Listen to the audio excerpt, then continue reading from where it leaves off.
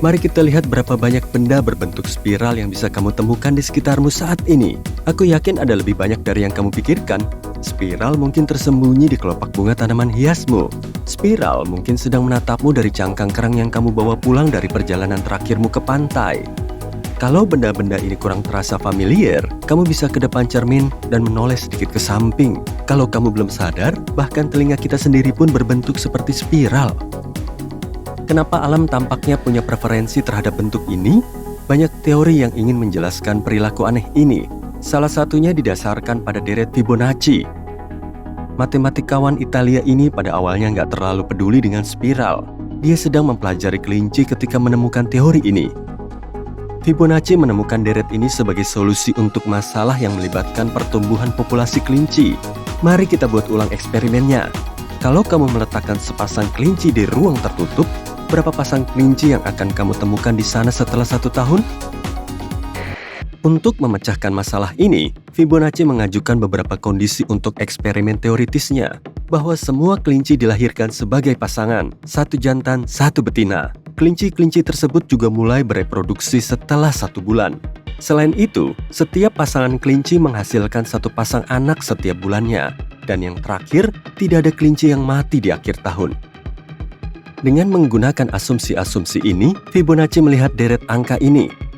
1, 1, 2, 3, 5, 8, 13, 21, 34, 55, 89, 144, dan seterusnya. 2 angka pertama dalam deret ini yakni 11 mewakili pasangan kelinci pertama.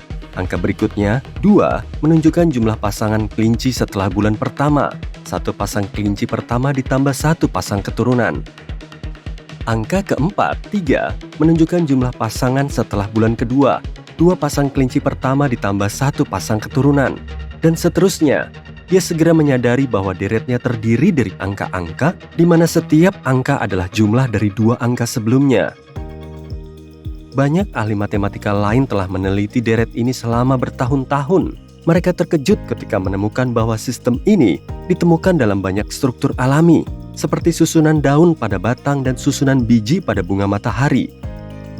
Kalau kamu nggak paham kenapa seperti itu, ambil selembar kertas dan pulpen. Mari kita coba menggambar spiral Fibonacci. Kamu harus memulai dengan lingkaran kecil di tengah halaman, dan kemudian menggambar lingkaran yang lebih besar di sekelilingnya tanpa mengangkat pulpen dari kertas, dengan menggunakan angka-angka dari deret Fibonacci. Contohnya, lingkaran pertama punya lebar 0 unit, lingkaran kedua punya lebar 1 unit, lingkaran ketiga punya lebar 1 unit, dan seterusnya. Selagi kamu terus menambahkan lebih banyak lingkaran, lingkaran-lingkaran tersebut akan menyatu dengan sempurna hingga membentuk spiral. Spiral ini akan semakin besar dan besar, tapi selalu mengikuti pola yang sama berdasarkan deret Fibonacci. Ahli spiral terkenal lainnya adalah seorang pria bernama James Bell Pettigrew. Dia adalah seorang naturalis Skotlandia yang terpesona oleh misteri bentuk spiral yang dia lihat hampir di semua tempat di alam. Dia mempelajarinya dalam semua skala, dari nebula raksasa di ruang angkasa hingga molekul kecil.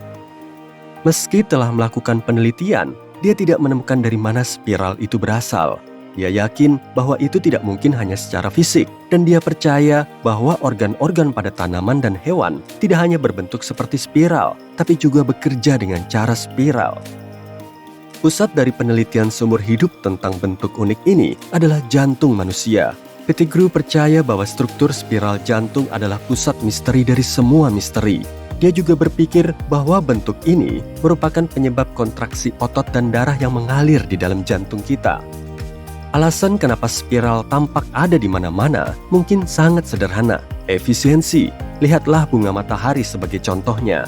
Bunga ini tahu cara untuk memajang bijinya sehingga bisa terpapar sinar matahari secara merata tanpa membuang-buang tempat dan tanpa membatasi pertumbuhannya.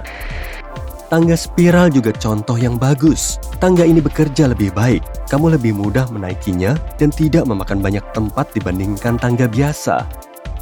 Kita juga mungkin lebih cenderung memperhatikan bentuk ini daripada bentuk lainnya. Ini karena bentuk spiral atau proporsinya secara estetika lebih menyenangkan bagi mata manusia. Inilah alasan kenapa desainer interior, seniman, atau ilustrator sering menggunakan prinsip-prinsip ini dalam karya mereka. Simbol spiral juga merupakan simbol tertua yang ditemukan di setiap benua yang punya peradaban. Beberapa sejarawan yakin bahwa spiral dalam seni Asia mungkin mewakili matahari, seperti yang ditemukan pada atap dari dinasti Tang di dekat kota kuno Chang'an. Bentuk ini juga sering ditemukan di lokasi pemakaman, dan para ilmuwan percaya bahwa matahari merepresentasikan siklus kehidupan, bagaimana kita meninggal dan kemudian terlahir kembali. Ini mungkin karena di beberapa peradaban kuno, orang percaya bahwa matahari lahir setiap hari, padam setiap malam, dan terlahir kembali keesokan harinya. Kamu mungkin juga pernah menemukan spiral sebagai simbol hipnotis dan sakit kepala. Gak ada bukti nyata bahwa kamu bisa menghipnotis seseorang dengan membuat dia menatap spiral selama waktu tertentu. Tapi efeknya pada kemampuan kita untuk fokus dan saraf optik kita sangat signifikan. Setelah kamu menatap spiral yang berputar selama beberapa waktu, kamu akan melihat benda-benda menjadi lebih kecil atau lebih besar, tergantung pada arah putarannya. Gak heran kalau sebagian orang merasa sensasi ini menghipnotis.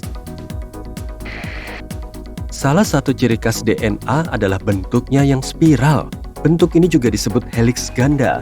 Heliks ganda terbentuk ketika dua untai DNA saling berpilin, seperti tangga yang diputar menjadi bentuk spiral.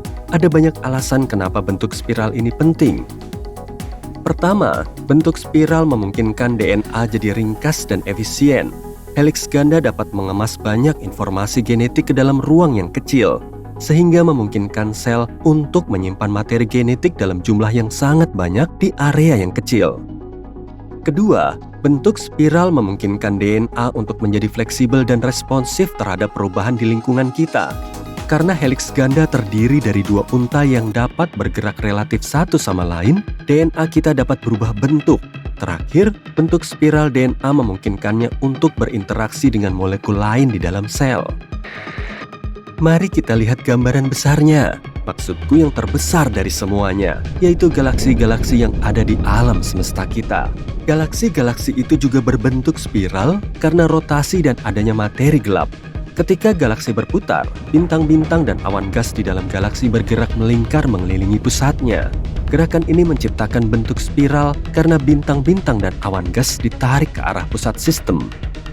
Selain itu, keberadaan materi gelap yang merupakan jenis materi yang tidak berinteraksi dengan cahaya menciptakan gaya gravitasi yang membantu membentuk galaksi menjadi spiral. Tapi kamu nggak perlu melihat sejauh itu untuk memahami kenapa spiral itu penting. Pembuka botol yang praktis itu juga berbentuk spiral karena memudahkan kamu untuk membuka botol anggur. Sekrup yang kamu bor ke dinding untuk menggantung gambar juga berbentuk spiral. Ini bikin cengkeraman skrup lebih kuat dan lebih stabil.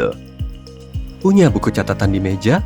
Halaman-halamannya mungkin disatukan oleh kawat spiral.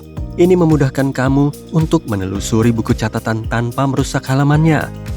Bahkan helai rambutmu pun mungkin punya bentuk yang keriting. Semakin ikal rambutnya, maka akan semakin kering. Ini berarti sebum dari kulit kepala akan lebih lambat turun ke helai rambut, sehingga lebih mudah dirawat dan dibersihkan. Dan sebelum aku jadi lepas kendali, sampai di sini dulu ya.